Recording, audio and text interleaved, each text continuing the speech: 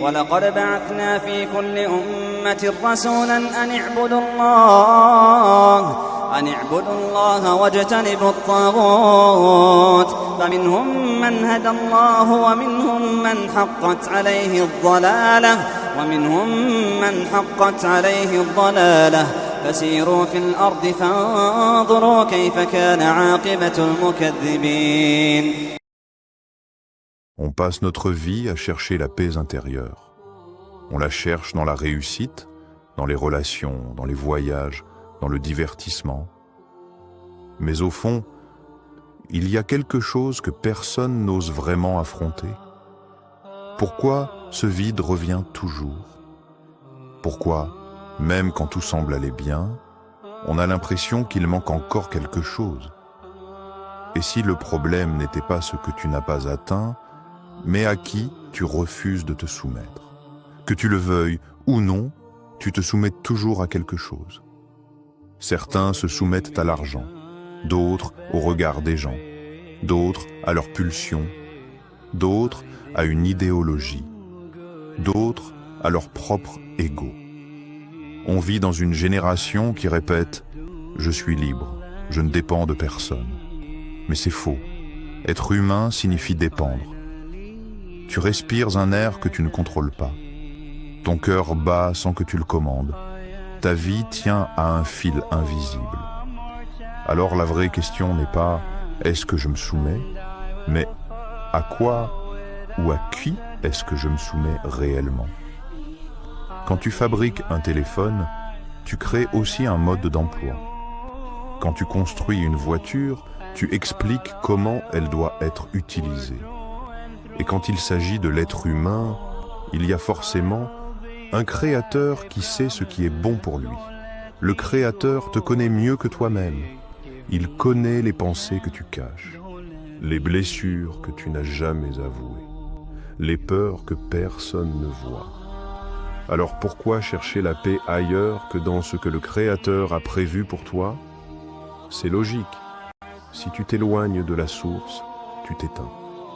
Si tu te rapproches de la source, tu revis. La vraie paix commence quand tu arrêtes de lutter et que tu acceptes de te remettre à celui qui t'a donné la vie. Le Créateur dit dans sa révélation, c'est en se rappelant le Créateur que les cœurs trouvent la paix.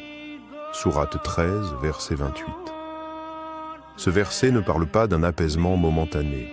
Il parle d'une paix profonde, durable, intérieure, celle que rien d'extérieur ne peut détruire. Et dans une autre parole sacrée, le Créateur dit qu'il est plus proche de toi que ta veine jugulaire.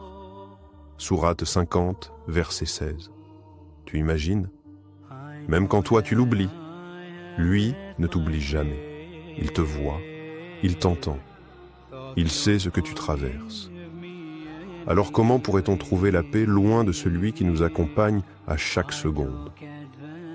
Se soumettre au Créateur, ce n'est pas se rabaisser, ce n'est pas perdre sa liberté, ce n'est pas suivre aveuglément, c'est exactement l'inverse.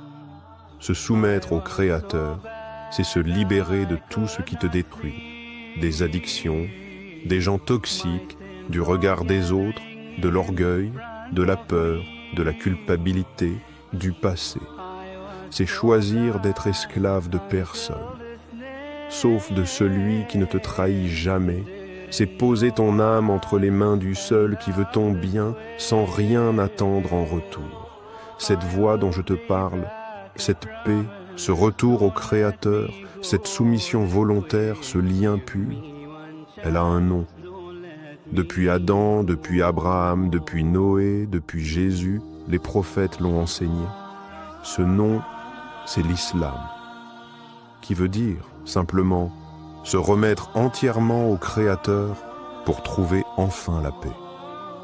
Alors demande-toi, est-ce que tu es prêt à arrêter de lutter seul et à revenir vers celui qui t'attend depuis toujours? Si tu as ressenti quelque chose en écoutant cette vidéo, ce n'est pas un hasard. La paix que tu cherches depuis si longtemps ne viendra peut-être pas d'un changement extérieur, mais d'un retour sincère vers ton Créateur. ne laisse pas ce rappel s'éteindre. Prends quelques secondes, respire et réfléchis. Et si tu veux continuer cette quête, si tu veux comprendre ce lien entre toi et le Créateur, alors abonne-toi à cette chaîne. Ici, on avance ensemble, pas à pas. Like la vidéo pour qu'elle touche quelqu'un d'autre, quelqu'un qui en a peut-être besoin en ce moment même. Que le Créateur t'apaise, te guide et illumine ton cœur.